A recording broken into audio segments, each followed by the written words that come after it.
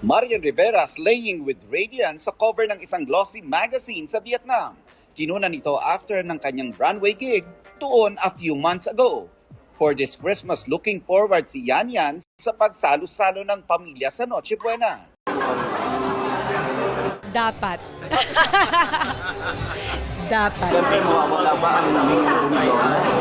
Hindi, yun yung request nila so gagawin ko yan.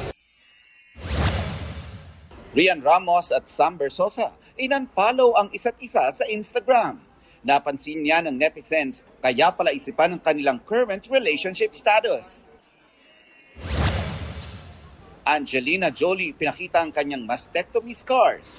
Tinawag ng French edition ng Time magazine ang mastectomy ng 50-year-old Hollywood star na powerful symbol at gesture of hope. Lalo't nagbahagi ito ng mas maraming kaalaman sa breast cancer prevention. 2013 nang ipinatanggal ni Jolie ang parehong dibdib para mabawasan ang risk ng breast cancer. Kalaunan ipinatanggal din niya ang kanyang ovaries at fallopian tubes para mabawasan ang ovarian cancer risk.